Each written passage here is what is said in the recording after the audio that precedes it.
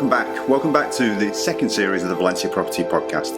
And today we're going to look at what summer is looking like in Valencia property land. So, as you might know if you followed our first series, we're going monthly now as opposed to weekly. And the main issues we wanted to cover, we covered in the first series. So we'll keep referring back to them in the rest of the episodes and let you know the episode numbers were applicable. Our plan now is a monthly podcast done in a slightly different way, with more interviews, more market information, and a whole lot more concentration on what we have listed and written in the previous month, along with even more concentration on our listener questions.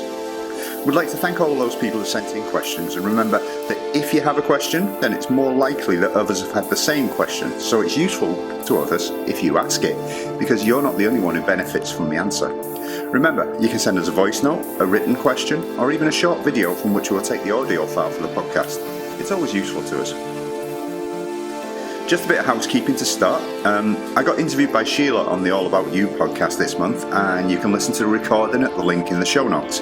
It was a wide-ranging interview about what we do at the company, how we work, how the property market works in Spain as a whole. Take a listen. As I said, you can see the link in the show notes. We've had a whole lot of questions coming in recently, so we've taken a selection of the most typical, and I wrote a blog post about it. Even better though is the round table discussion we had about those questions. So I took Gavin and David and I said, okay, you get this question, how do we answer it? You can listen to that later in the podcast.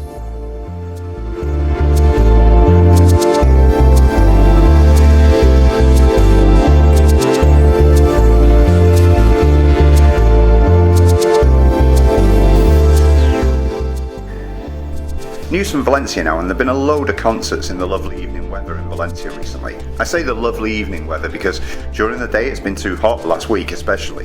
There are a load more concerts to come too. Keep an eye out for the Viveros concert series in July and August, and quite a few at the City of Arts and Sciences and at various other venues around the city. It seems to be the first year of concerts after COVID. Valencia has just been announced as the municipality in Spain that has reduced its debt most since 2015, and that's despite COVID, putting lots of money into new bike tracks, the renovation of the Cabanyal, parks, gardens, and a whole lot more things that benefit the population. It's amazing what a progressive government can do given a chance. To start the main part of the podcast this month, just to let you know how things are going in the market. It continues on its merry way with anything that's great value being snapped up, and even things that we don't consider great and don't list being taken. The Pareto principle continues apace, with the 80-20 rule being as true as always. 80% of the sales for apartments in the city of Valencia itself, and 20% for properties outside the city. And of that 20%, 80% are for houses and 20% are for apartments. Prices continue a steady rise, and affordability for our clients doesn't seem to be a problem still, as they mostly come from areas that are a lot more expensive than Valencia. We always talk about the four corners of America, that's New York, Florida, California, Seattle, but we also include Texas in this and quite a few people from Colorado. We get people from Northern Europe coming down, and especially, as we said before, about the Dutch who are coming in droves, because Amsterdam, Rotterdam, etc., they're all very expensive compared with Valencia, and if you can work from anywhere, why not work from Valencia? Obviously, we're still getting a lot of people from the UK, from France, from other countries. It's a very, very busy time. However, there is still no news on the digital nomad visa, which was supposed to be happening this month. It was promised for this month when it was announced back in November. I think they may get it in before the summer recess in Parliament, but there's no indication at the moment. There's no news coming out about it, which is very strange because all the main political parties agree with it. If it comes out, we'll be making a full podcast about it with all the requirements. It'll be really interesting for that huge number of people, especially from the UK, who can't wait to get off Plague Island. So, on the blog this month, we've written about many things, and here's a bit of a catch-up. You can click on the links in the full articles in the show notes. Firstly, we looked at what makes Leliana so popular. Leliana has always been one of the most popular places for people to buy. In the article this month we pointed out why and took in all of the aspects that make it so popular, from the excellent park, the ease of travel into the city, the public transport, shops, bars, cafes, restaurant. Currently outside of Valencia, Leliana is our second main destination for people to buy property. Next, we had to look at the utility costs on your Valencia property, how much they'll cost you on average and what you'll have to pay for. You can take a look at the show notes, of course, for the whole subject. It's a dry subject, but it's useful information so you get some idea of how much your day-to-day cost of living will be in Valencia. It's worth taking a look at. And then I had one of my famous rants after digging down into the rabbit hole that is Facebook and expat groups. You can see the link at the show notes, of course. There's more than one reason why you cannot see properties usually at the weekend, but those reasons usually don't include because the agents are lazy, which seems to be the only reason given on expat forums, especially on Facebook. Take a look at the article for the full explanation, but the reasons include family, access, owners, lack of key boxes, lack of commitment, long weekdays, and the fact that Spain is different. Work is not the be-all and end-all here, remember. That's one of the reasons a lot of people like to come here to live. We also gave some tips on how to build a relationship with your agent before coming over, and what to do to move things forward at the weekend at least a little bit. Finally, I talked about the questions people asked, a sort of FAQ. You can see the link in the show notes, of course, but I decided to chat with David and Gavin about their experiences and how they handle these questions. Have a listen. The questions were: is Valencia safe? Why are there bars on the windows if it's so safe? Why are the owners selling? How long has it been on the market for? What if they open an Airbnb next door? Is there a problem with squatters? What about the utilities? How do we change them over?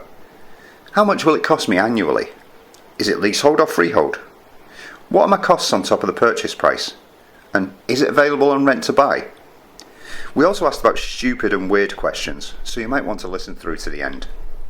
So now I leave you with myself, Gavin and David, and take 3 of our conversation about all of these frequently asked questions. Yes, take 3, because the first one didn't record very well, and this is a new microphone, and a very expensive microphone, and it recorded a lot better.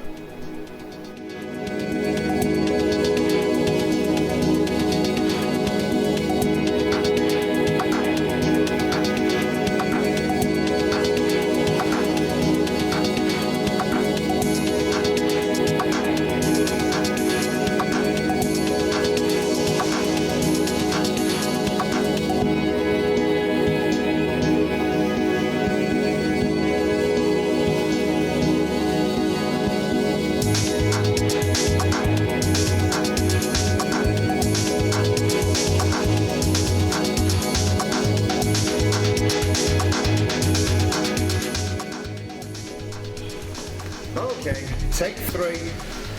Yes, as I wrote in the blog post the other day, we have a problem that we recorded the podcast and the sound was absolutely awful. We sent it off to somebody to clean it up and it came back even worse. So here we go again. And we've tried this morning and the battery on the recorder went. So this is take 3 and it's going to sound ever so natural. Forgive us if we're not too spontaneous.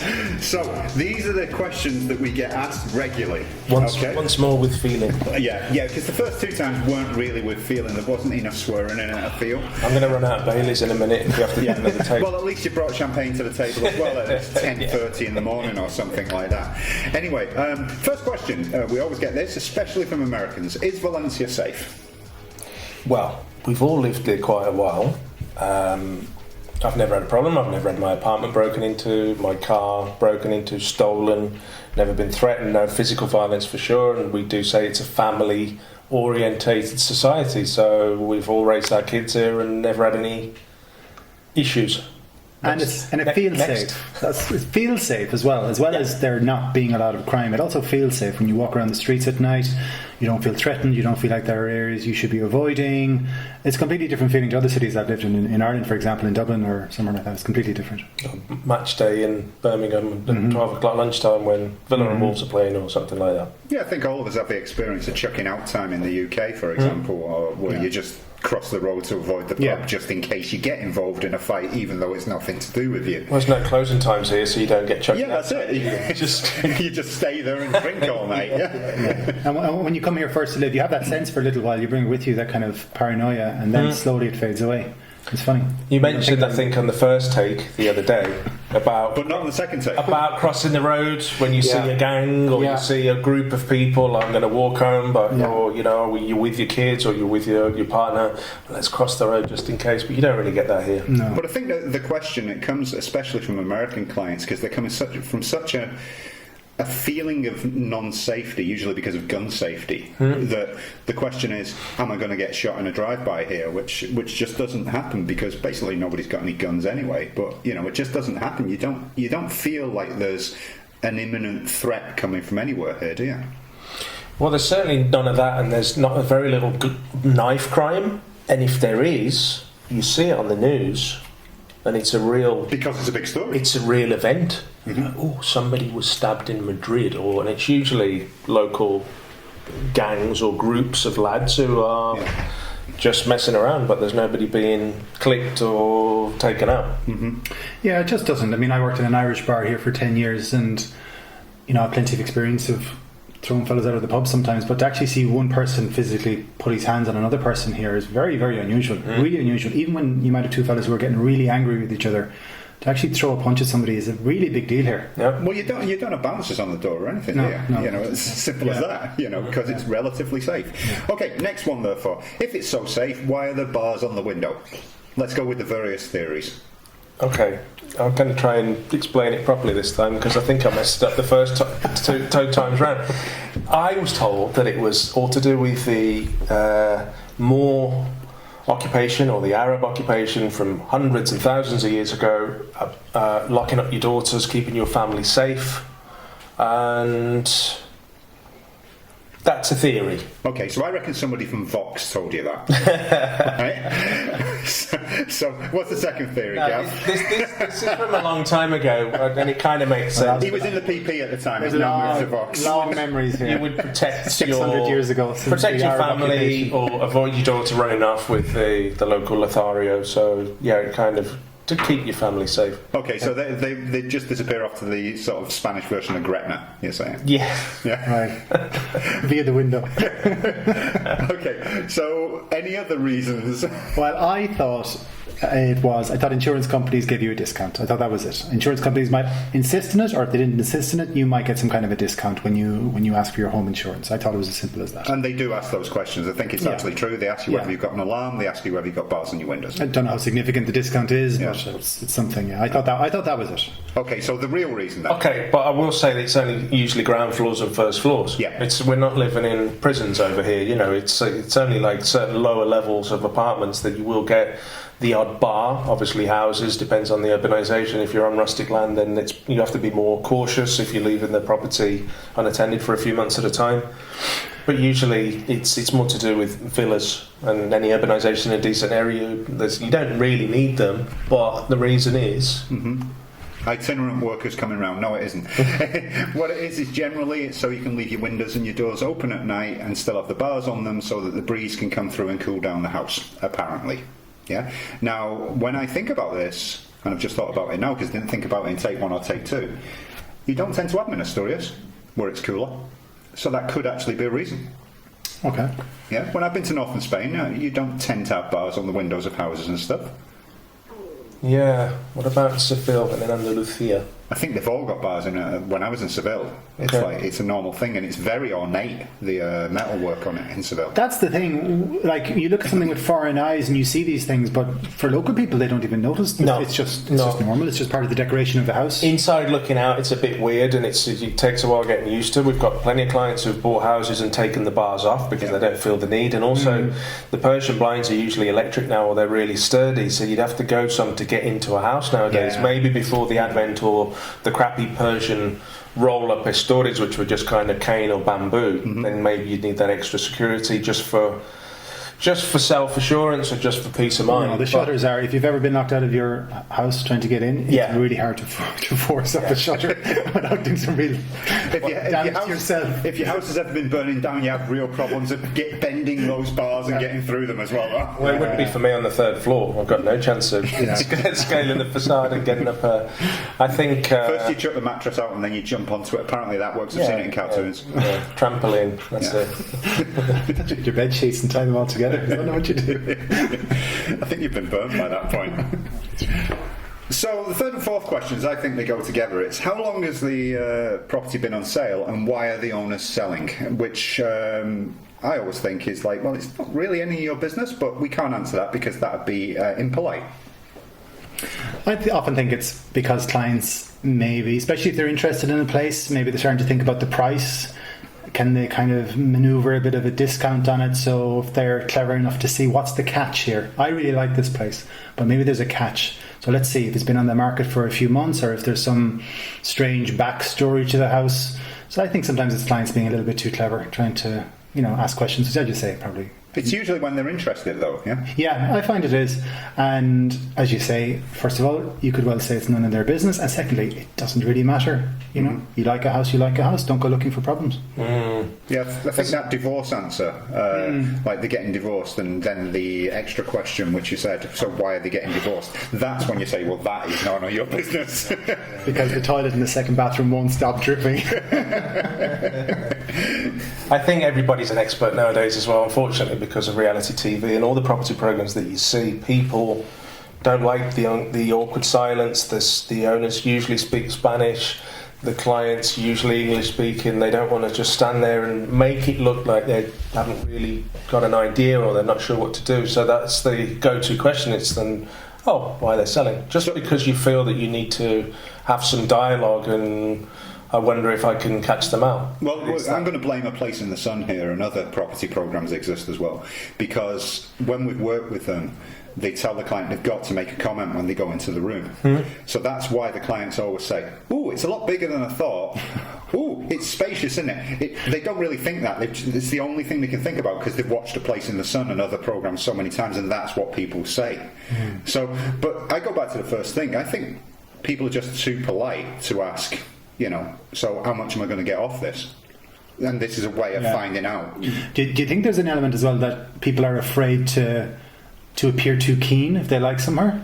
I think they should. They should be reticent to appear too keen. Sorry, yes. But I think this is maybe a way of, I really like this place, but let's ask a couple of awkward questions maybe, and let's see, I'm being coy. Yeah, a little bit, I think, yeah. I mean, I usually tell people, don't do any cartwheels if you like it. Don't start jumping around and, this is the perfect place for us. Take out your wallet, don't smile or, Well, just be normal, I think that question about, like, am I going to get a discount on it, I think is a totally valid question, but not in front of the owner, who may understand English, and therefore they're basically going to go, right, I'm not giving any discount here, I know they're interested. Leave that question for outside. We've done this in the past, haven't we? When we've been for second viewings and we've taken builders or project managers, we do say, after 20 minutes or half an hour, get out of there. Get out of Dodge, because otherwise they've got you on the hook and they know that you're going to go for it, and they're not going to negotiate if you express too much interest. So, but that's what we're there for as well. And I do say to clients when I'm with them, let's pop downstairs, let's go, and I'll give you some information that it's not for all ears. I'll tell you something that the owner has told me in confidence, but maybe doesn't want you to, know. But I will tell you, obviously, because they're the client that we represent. Yeah. There are some properties that may have been on the market for a little while, but I also say to clients, listen, you're not a typical Valencian buyer. For example, places with maybe a south-facing balcony or something like that, and you kind of go, actually, local people are not keen on this kind of a place. You think it's great. You're not going to talk about my pictures again, are you? That's a reference back to a podcast that we did quite a few weeks ago. Yes, criticising my children's photos on the wall. I was, well, they are a bit crap.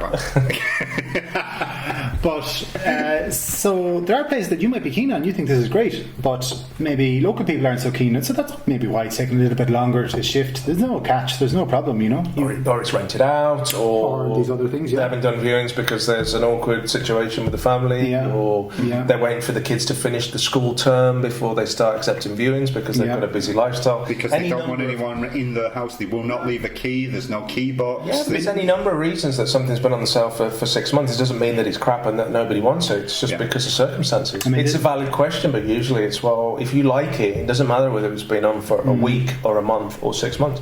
Well, this relates as well back to a blog you did a week or two ago, Graham, I think, about being able to see properties at the weekend. Yeah. sometimes clients say, well, do they not want to sell the house, or what's the story? And you go, yeah, sometimes they don't want to sell the house. The person who's living in the house at the moment does not want the house to be sold. They might be getting divorced, or they might be a child of a divorcing couple, and it suits them fine to continue living in the house. That child makes it really awkward, doesn't she? She really does. Want it to exist, and she does, yes. Listen, going back to the family community and the whole thing about being in Spain, it's close-knit families, and sometimes there might be an elder family member who isn't well. Oh God, the COVID thing. Yeah, and you can't go and see it, and because my mum's not too well at the moment, so maybe we should wait a couple of weeks, and then as somebody gets to 90, 95 years old, then they're not going to be feeling... I remember during the third wave, I think there was a day that one of you was taking people out to places, and there were 5 viewings due, and 4 of them was either somebody was self-isolating, or like the whole family had COVID and you weren't able to see them. Well, I've been to one place and we couldn't go into one bedroom because the grandmother was in there. And we couldn't see that bedroom because she was too old and frail. I've been into one place where I wish I hadn't gone into the bedroom because there was a guy lying on it with an absolute steaming stiffy, totally naked. I just wish I'd never gone into that room. That was 20 years ago, and I still can't get that vision out of my head. I said to the owner, "Why the hell didn't you tell us?" Oh, I didn't know you were coming. Okay, the next question that people ask, what happens if they open an Airbnb next door, or quite appropriately at times, can I open an Airbnb? Stock answer nowadays is no. We've written loads of articles about this, the death of the Airbnb economy in I actually Valencia. wrote about 2.5, 3 years ago. Yeah, no, but it's still valid, and that was just before the pandemic that came out as well. But not a lot's changed since then. It has to be ground floor or first floor if there's 2 properties, residential properties on the first floor. They both have to have the VT license or the tourism license, so it's chicken and egg. You haven't got a license, I can't get one. I haven't got a license, you can't get one either. Mm-hmm. And if you have got a license, I might be able to get one, but it depends on which part of the city it's in now, because some areas you're not allowed to. Yeah. Old Town, Cabanyal, and probably Ruzafa, the way things are going, it's just, we don't want to repeat of what happened in Barcelona, and they kind of destroyed a large part of central Barcelona with too much tourism. Yeah, much too much. I mean, it was a lot of people in Barcelona think that the pandemic came at the right time. Yeah, because they did a total reset about allowing tourist rentals and things, because it was just becoming that areas which had a market in them, for example, would have no business because there was nobody living around there anymore. Well, you can't say that about Valencia Central Market. You can't say that about Ruzafa Market, even though there's a lot of people, who come into those areas. You can still get proper life in those areas, I think. Well, we recommend mid-term rentals now. If you need some return on the property, or you're not going to be using it 12 months a year, then 3-month rental, 1 month rental. There's a niche market. You get reasonable return, and it's less hassle. And it's usually a tenant who's going to look after the place rather than weekenders and people. Party flats. And the revolving door, and then you've got to find somebody on the ground with keys who's willing to rock up on a Saturday night because the boilers doesn't work or there's an issue with the neighbours. Mm-hmm. The last thing you want to do is when you buy is be on bad terms with the neighbours from the first day. Yeah, and the thing is, as soon as you get that first bad review with Airbnb, the place is destroyed anyway. Whereas when you've got a medium-term rental, people tend to respect it a lot more, and so therefore you don't get problems with the neighbours. You don't get problems in general because it's been used as a party until 4 o'clock in the morning.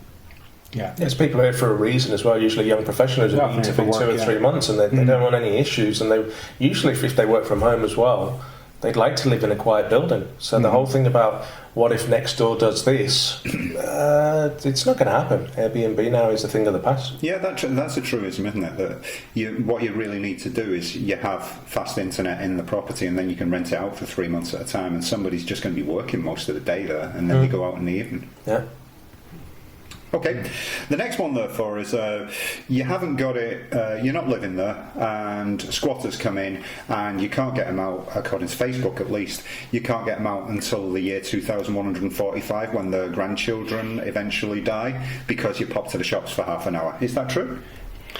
Well, I think we should differentiate between a situation where, as you say, you go away for a week and you come back and there are strangers in your property and they've changed the locks. I mean, generally speaking, to properties that were owned by say properties that are owned, it doesn't happen, Dave. I think you were talking about it happening to bank properties. Yeah, I think squatters, they want, I wouldn't say an easy life, obviously it's not a choice on their part, but they're not going to target a privately owned apartment because they don't know who the owner is, they don't know their background, they don't want some guy coming back with a baseball bat who's going to literally, beat them out of it. Beat them out of the place. So there are bank properties available or listed, and it's very easy to see what's going to be an easy force the lock, move in for 3 months, and not usually be bothered by the banks who are slow to react and not too worried about getting people out. But I do think we should differentiate between that situation and a situation where you have a genuine tenant who signed a contract, maybe falls on hard times, loses their job, can't meet the rent anymore, can't pay the rent, falls into arrears. Then it can be trickier to get them out. You do have to go through the courts, and it can be a long procedure because the Spanish law is very much in favour of the tenants. So I think it's possible that in these Facebook groups people are confusing those two situations. What, people on Facebook confused? Surely not. I think that is a definite, and what you can always do is make sure that you've got tenant insurance. There's a tenant insurance here where you propose the tenant to the insurance company check that person out, and if the insurance company says yeah, no problem, you pay a fee to the insurance company to protect yourself against non-payment. If the tenant stops paying, the insurance company starts paying you until they have managed to get the tenant out, and it only costs about half of 1 month's rent on a year's rental. So it's a decent deal because it just gets rid of that worry in the background that they're going to stop paying you. I'm going to have to go through court. It's the insurance company that does everything. Mm-hmm. Yeah, I definitely think squatters is one of those urban myths that's overblown a bit. It's overblown a lot, but if you ever go onto Facebook, everything's overblown, isn't it? So I've been around for a while doing this now. I've been with you for 10 years, and you've been doing this obviously for 20 years since you started the company, and I can't even remember, maybe once in Cabanillas, one of our renovators had an issue and went in and said, this isn't a bank property, you're going to have to leave, and they left. There was one in Benimamit. Yes, okay. There was one in Benimamit, and there's one in the Cabanillas. There's 2 in 20 years that I can remember. Yeah. So nobody, just to be clear, nobody has ever left their villa to go to the supermarket and come back to find squatters there? Well, that's happened about 10 times, but no, that's not happened. Okay, what about the utilities? How do we change them over? Well, first thing to say is that when you buy a property, the seller is far more interested in having these things change over than you are, really. You must remember that. So very often it's the selling agent who will help out with that because it's in their interest to look after their client, and they don't want to continue with their name on the bills any longer than necessary. But often we'll do it also. We'll do it ourselves, or we'll ask, or the secretary of the lawyer might do it, for example. There's various ways. There's a website that... The Paperless company as well, that they will actually find you the best deal.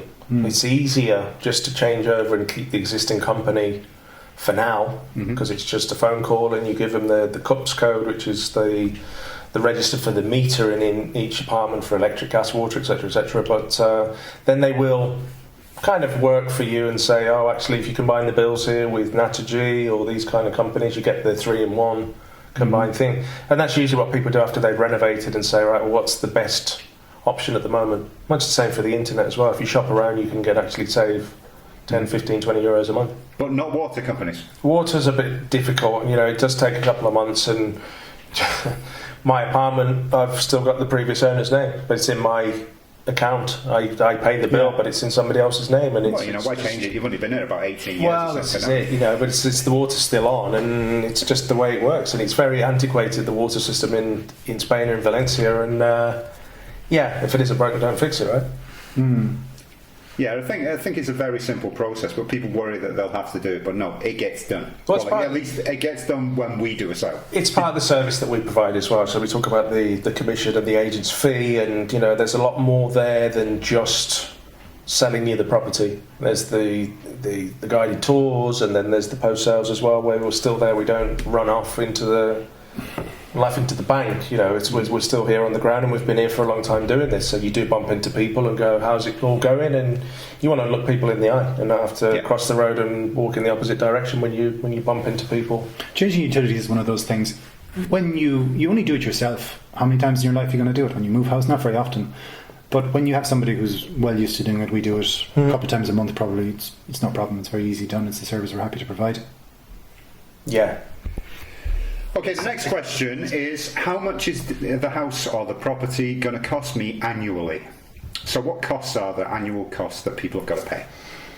Right, you've got the EB, which is the council tax, and then you've got the community fee, which is really the homeowners association fee for our American clients, and Strata is for Australian clients. That's the council tax, but it's pretty self-explanatory. The community fee, you buy a share in the building for maintenance, for upkeep. If there's pools, gardens, concierge, tennis courts, that kind of thing, you pay a bit more. If it's just an elevator or not even an elevator, you pay a lot less. I live in an apartment and pay around 40, 50 a month, depending on, we need to paint the facade or we need to do some work on the building. And that pays for the lift in your case, and pays for the light on the stairs, and also pays for the cleaning, right? And the insurance as well. So if there's any issue with the building or there's a pipe burst, then it all goes, there's the sinking fund as they call it, and every now and again we need to do some more work, so we're going to increase the fee, but you get informed about that. There's meetings, and it's pretty easy, and it's never really an issue. And it's never really that much, is it? No, I mean, the owners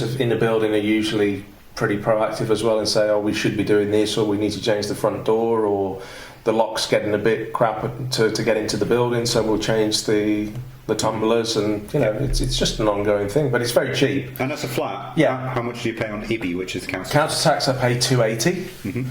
I live in a 100 square metres apartment, more or less. If you live in... not quite 100 metres. But it depends on the area, depends on the footprint, depends on what the facilities in the area as well. Okay, so that's 280 a year, yeah?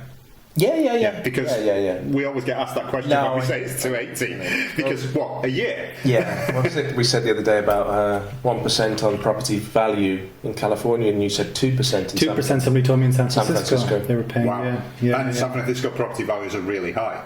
Yeah, it's 2% a year. 2% a year. Yeah. So what you don't live in the city, Gav? You live just outside. Yes. So have you got community fee? No, we don't. We live in what would you call a townhouse, maybe, and because we're not part of a complex as such, we don't pay any community fee. We do have to worry about, what do we have? We have what's called a vado fee, because we have a garage.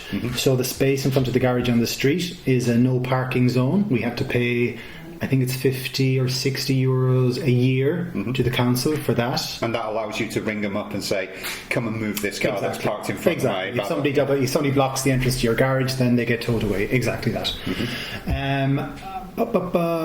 And we have our EB. I think our EB is about... It's actually similar to Dave, but we live outside of the city, so it might be a little bit cheaper there. About 300, 350, I think. And we do have another fee for rubbish collection in the town we're in. Yeah. Again, about 70 or 80 euros a year. That's another fee that we have. Yeah, it depends, because in some towns, and I think in the city, it's included within the actual AB. Yeah, in our town it isn't. It's the same in mine. It's separate in mine. Yeah. So in my town, for example, I live in a townhouse, but we have got shared facilities. We've got a garden and a pool and that. So we do pay a community fee. And our community fee is 130 euros every 3 months. So what, 43 euros a month, more or less. And that pays for the cleaning of the pool, the gardening, lights in the garden, etc. We've got a vado as well for the garage, which we've never used ever, and I park outside it every single day, and I've been threatened by the police at times with giving me a fine for blocking my own vado, which was fun. But that's 40 a year, I think it is, for the vado, and the council tax is 450. But we have just put solar panels in, and we get 50% off for 5 years as a result, which is a result, I think. So we're paying 225 more or less for the council tax. Now, my dad, for example, lives in not the centre of the world in the UK. His council tax is about 1,600 a year, which is, in pounds. So we're talking about 2,000 euro. I'll say euros just for your benefit. A euro just for your benefit, there, Gav. But it's 2,000 euros more or less. So the difference is it's huge. It's huge. So your ongoing costs when you live here are a lot lower. Yeah, and we often say, people, again, it's one of those questions that people like to ask sometimes, especially when they've seen a couple of properties. They kind of, part of the questions I should be asking. I should ask about the council tax. I should ask about, the community. But honestly, you could nearly guess what they are before you go into a place. Yeah, you don't always know, so it's kind of, from experience, this time last year we sold one in the same building or next door. If there's a concierge in the building, you might expect to pay a bit more. If there's a swimming pool, obviously, in the complex, that's, again, another expense. But honestly, there very rarely is it a significant consideration when you're talking about buying a property or not. No, the most expensive condo fee I've ever seen was in a property in the centre of Valencia. It was 5 floors, but there was only 1 flat per floor, and they had 2 concierges, husband and wife. So it was basically covered 24 hours a day, more or less, and they were paying €400 each, I think, each floor, to give these 2 people work. And that was a real... Trimester? No, per month. Yeah, and that was a real, like, I'm not buying that property because your ongoing costs were really high compared with everywhere else. Yeah. We looked down near the City of Arts and Sciences. They've got, squash courts, paddle courts, swimming pool, gym, etc. They're paying 80, 100 maximum, but because there's so many people in the building, it's not like 300, 400. It's a decent amount, but it's more than it would be anywhere else. But generally, it's around, if you've got a lift, 40, 50 euros a month, and if you haven't got a lift, maybe 10 or 20 euros a month. 100 euros a month is nothing if you've got all that facilities compared to maybe in New York, and you might pay 1,000 a month or something. Yeah. No, I just see the condo fees in the UK as well are massive. When I've asked people how much they pay if they live in that sort of property rather than a house, I just get blown away by how much it costs, especially for Americans, though. Yeah. Especially for Americans, I just don't understand how they let them get away with it. Next question: is it leasehold or freehold? This comes from Brits most of the time because most of the properties in Britain are leasehold. Yeah. I don't know much about this. This goes back to the Empire, I believe. It probably does, I think we should ask one of the citizens of the Empire. Subjects. Yes, one of the subjects. That's what we're looking at. That's it, we're subjects. Of Her Majesty to answer this. Because it's Her Majesty who owns a lot of the leases, a lot of the freeholds on this. Yeah, It's actually, just pass on some right. some information there. Go on, Dave. How I'm connected to the royal family. Wow. It's all 99%, and probably more than that in Spain is freehold. Leasehold doesn't really exist. There's 1 or 2 areas down by the beach which has been earmarked for parks and recreation that is leasehold land. Property is for sale, but you do have to buy the land off the local council as well. Mm-hmm. So a house could be 500,000, and then the plot of land it's on is also 500,000. Thinking of a couple that are down there at the moment. Yeah, because the land actually belongs to the Port Authority, being so close to the port and that. But you are, the freehold is available to buy, which is often not the case in the UK. For example, when you're buying in the UK, you've always got to look at how long the lease has got left. And the shorter the period, the cheaper the house in general. But remember, if you're buying a leasehold with 10 years, you're getting chucked out after 10 years very probably. So you're buying a glorified rental, really. Yeah, you do see some stuff in London and you go, that's too cheap for where it is, and then obviously the reason is because it's leasehold and there's 4 years left. A friend of a friend used to actually buy buildings with about 20 years left on the lease with no chance of getting that freehold. And then he'd just rent out, and he reckoned by about the 14th, 15th year it put him into profit, and the last 4 or 5 years were, that was his profit. And I think that depends on keeping it occupied 100%, all of these flats and everything. But it's a mathematical thing that you had to do in order to see whether it works. But here, you don't have to worry about leasehold and freehold. In general. Okay, next question, and it's almost the last one, is what are... For this recording. For this recording, which we have done in parts to make sure we get every single bit, of course. What are my costs on top of the purchase price?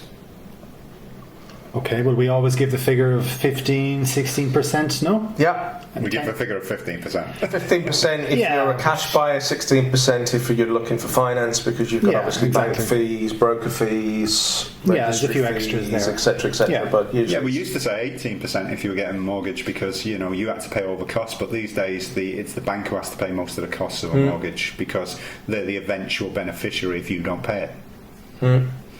And the 15% is made up of 10% tax, which goes to the government, purchase tax. 10% in Valencia, can be lower in other parts of Spain, I think, but it's 10% here. Not much we can do about that. It used to be 7 and 10 for new builds and second-hand property, and then they just thought We'll just make it 10. 10. across It went the from board. 7 to 8. Nice round number. We're not Easy very to good. calculate. It's nothing to do with getting more money in, it's just a nice round number. Yeah. We're not good on maths, so we'll just make Unless it you multiply 10%. by 7 all the It made our life easier, actually, in the sense of like, okay, so this is 146,500. What's 7% of that? 10%'s a lot easier. I'm sure you can work it out, but we're not. I probably could, but you know. So it's 15%. It's 10% tax. Where's the other money come from then? Agent's fee, necessary evil. That's what we're here for, and we think we do the job by finding the property that you should be going forward with or purchasing and So that's advising. 20%, right? Advising on 3%, advising on areas, advising on returns, and if it's worth it. Mm-hmm. And then obviously you've got lawyer, registry, notary, the admin fees, usually that 1-2% extra. Yeah, I mean, the notary, registry, gestor are all made in one payment to the notary, but he pays the registry and the gestor.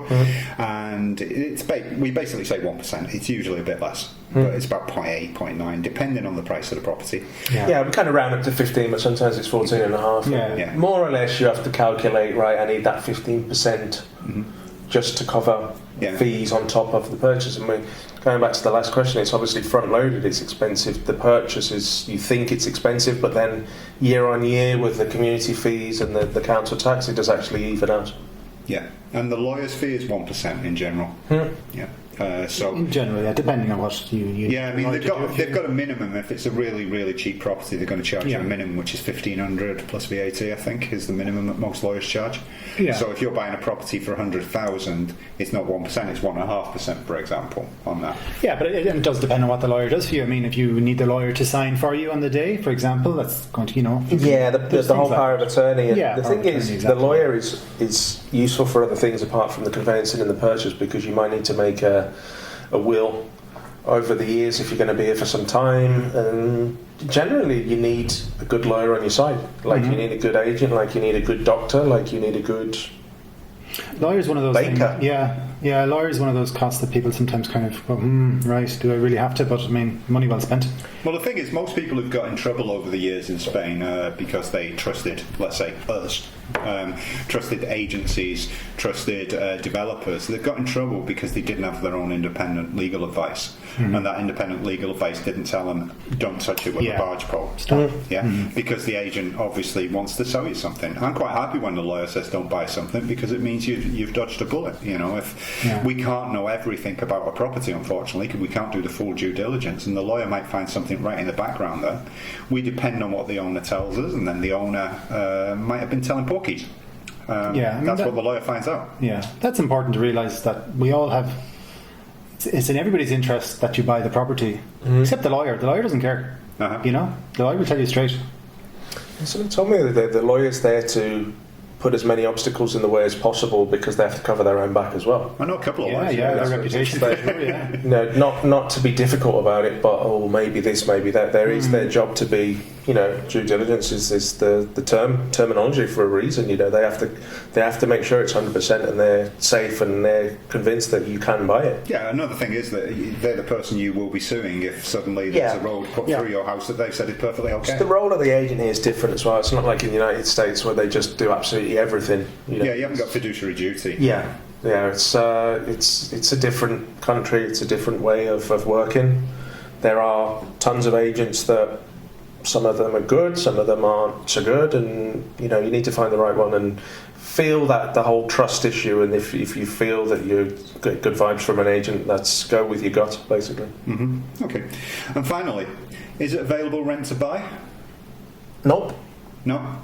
Usually, well, I've never really known of any owner that will say, yeah, great, giddy up, let's do it. Because apart from the fact, owners now, with the seller's market the way it is, they're not going to agree to 2 years or 3 years rent to buy and then run the risk of you changing your mind, unless you're going to slap down 20%, and then maybe the odd owner might go, oh, okay, I'll go with that. I had this the other day that somebody was really interested in a property and said, is it available rent to buy? And funnily enough, in this case, I think the owner would have been amenable to that.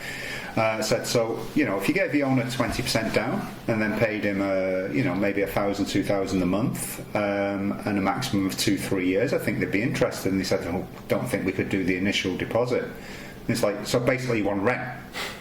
That's the answer. You do not want rent to buy. You just want to rent, and then that money that you've put down gets taken off the price. Now, why would the owner do that when they can just sell it to somebody? Somebody wanted to ask me about buildings a few weeks ago and said, will they do a rent to buy option over 20 years? And it's, no. Would you? But no, obviously not, because the building could be worth 6 times as much in 20 years' time with 13 or 14 or 15 units. So it's very rare. And you usually have to have an in with the owner, or it's a friend, or it's somebody who might be moving away for 5 years and say, that could work because I don't know if I'm going to be coming back, if they're moving to Dubai, Abu Dhabi, or that kind of thing. It's very, very rare in the current market that an owner would say, well, that interests me, because you can just wait a week and there'll be another bus along, if you like, somebody else coming in and making an offer on the property. Now, if they are desperate to get it off their hands, which isn't the case in most cases at the moment, they might accept an offer, but they're not going to accept, like, hey, I'll just give you $1,000 a month for the next however long. That's an open-ended commitment. You don't know how long that'll be. Okay, so the final questions are not the typical questions we get. These are the weirdest and stupidest questions you've got. Now, I don't know whether I should be saying stupidest, but let's go with the weirdest questions first. And I'll start, which is what I wrote in the article the other day, which is, why has that cat not got a collar? Now, firstly, as an agent, I don't know. I'm not a cat person, really. I'm allergic to all types of furry animals. But why has that cat not got a collar? Why did somebody think that I would have the answer to that? The answer to everything. I know I've got the answer to everything, even when I haven't. But there'll be a slow Monday when there's a blog about cats and collars. Wildlife in Valencia. Wildlife in Valencia. So, have you had any weird questions? Well, going back to the why are they selling, and usually it's, none of your business, but in this instance there's a divorce. And the next question was, why are they getting divorced, which is usually none of your business, and they wouldn't tell you even if you asked them.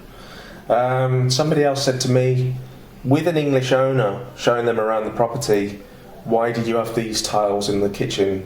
They're not very nice, I don't like them. And that was in Montreuil, one of our sellers a few years ago now, with some English buyers who didn't buy in the end because they were kind of tricky to deal with. Dutch buyers are great at that, aren't they? Yeah, but they're very interior very decoration. blunt and, why on earth would you want this colour tile? Oh, I don't like this at all. And with the English owner standing in front of them, and that's when you have to phone the owner afterwards and apologise profusely for their behaviour. Yeah. Sorry about that. I didn't realise they were so horrendous and awful, horrid people. Yeah. I had a client recently, and she insisted in the first 2 or 3 places we visited that she asked, did anybody die in this apartment? Okay. And I had to stop her and say, stop asking that as one of your first couple of questions. Like, do you know what I mean? Did anybody die in the apartment? Stop asking that. Did she have like a ghost thing? Yeah, she said she wants. She just thought she wanted a ghost thing. No, I don't know. I don't think she wanted. I think she just wanted to know, the background of the apartment. Again, this very similar to how long has it been on sale? Why are they selling? Kind of getting her retaliation in first. What nationality? American. Okay. Yeah. There's certain nationalities obviously have superstitions about that kind of thing, and we had a Mexican client a few years ago who we actually said there was an issue a few years ago, somebody died, and they said, thanks for telling me because I'm very superstitious about that kind of thing. But if a property's like more than, 20 years old, and especially if you've just been told it's an inheritance, the likelihood is that somebody's died in the property. Well, how long are you at this place? 18 years? 18 years, yeah. I'm kind of like... Wouldn't start any long books. I'm going to put any LPs on. At the end of my tenure. Older properties, anything with character, probably somebody's died, because the whole issue of care homes and putting your olds into the residency doesn't really exist. People live with their parents or go move back in with their children when they get older. So yeah, we did have a civil war in the 1930s. Yeah, it's a fact of life, isn't it? But if you're superstitious, then maybe buy a new build. Maybe that's why certain nationalities like the new builds and they prefer that kind of clean slate. Yeah, clean slate, no issues, and for a fact, unless, well, I'm going to say in Dubai, probably somebody died building it as well. So. Are you sure it's not? Oh dear. Are you sure it's not because they want to use it as a tourist attraction that we've got a ghost? Right. Yeah. Yeah. Is this the murder flat? Well, there's plenty of dark apartments that could be like the ghost train at the fair kind of things, right? You just put up a few sheets and some cobwebs and say, yeah. This is the ghost train apartment. Sometimes the questions they don't ask as well. We saw a place a couple of weeks ago now, and it has, you might know the one I'm talking about, and it's got, honestly, 6 foot real ivory tusks as a decoration. Oh, you went there? Yeah, yeah, and turtle shells. Yeah. And it's like almost literally the elephant in the room. Nobody's talking about it. Nobody's mentioning this. About these illegal tusks that are in there. Yeah. And we leave and we kind of look at each other and go, yeah. And then the agent said, "Did they like it?" They said, "Well, they kind of got a funny feeling from that." So, okay, yeah, I think I know what you mean. What about the one with the mosaic tile floors where you walk in and suddenly there's like a guy 6 foot tall dressed in military garb behind you, but you haven't noticed because the blinds were down and it was totally dark? I had that a few weeks ago. And I did 2 weeks ago because I forgot. It's like, it was very dark and I just thought somebody was standing in the middle of the room. And I was with some clients like, somebody's here. Oh, no, it's alright. He's not moving. He's dead. So I went to open up the blinds on the far side of the room. Luckily, it was totally dark. Luckily, I didn't walk into him.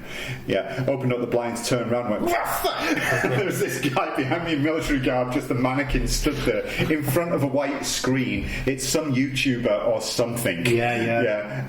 And the actual owner came in while I was in there because I was doing some measuring. And he started setting up for a video. And of course I didn't ask the question, what the hell are you doing? You should have said, did anybody die here? In about 5 minutes. Yeah. Is anybody gonna die here? Okay, I think that's it. We won't go on to the stupid questions because there's so many over the years and we wouldn't want to insult anyone's intelligence, or maybe somebody who asked that question is listening. Yeah, it's a good bit of advice for any potential clients though, is that would I like to answer this question myself? Maybe I shouldn't answer it. Maybe I shouldn't ask it. Yeah, and don't ask us any of those 10 normal ones because we'll tell you those anyway. We'll tell you how long it's been on the market, etc. Whether the owner's going to accept a discount. Some of just one stupid one. When people ask, are they going to professionally clean the apartment before? The answer is no. Or are they going to? What was the one you had recently? Are they going to? Was it Dave? Are they going to plug all the holes in the wall? Yeah. Will they paint just from pictures, like small little holes in the wall? Will they repair the stud walls and this? And it's like, are they taking all the furniture? Yeah. Please. No, you're buying what you see. Well, let's just take it at that. Are they going to come in and spend another €1,000 sorting the place out for you? No, that's Take it into consideration on your offer, but bear in mind that's what they think it's worth as it is. Exactly. As it is. It's like saying, will they put in a second bathroom before I buy it? Because that'd be great. Yeah. Not going to happen. Not going to happen. Okay.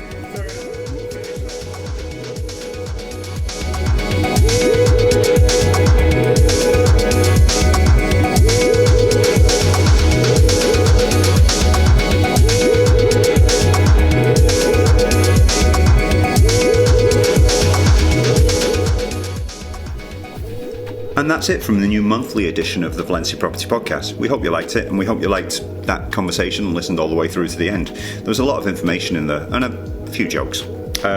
Anyway, we enjoyed doing it, and we'll be back next month enjoying doing it again. Remember, you can contact us always on information@valenciaproperty.com. That's valencia-property.com. Information@valencia-property.com. Or you can get in touch through WhatsApp on 0034 657 994311. Or you can follow me on Twitter, Greyhunt, that's GRAHUNT, where my DMs are open, so you can send me a message on there as well.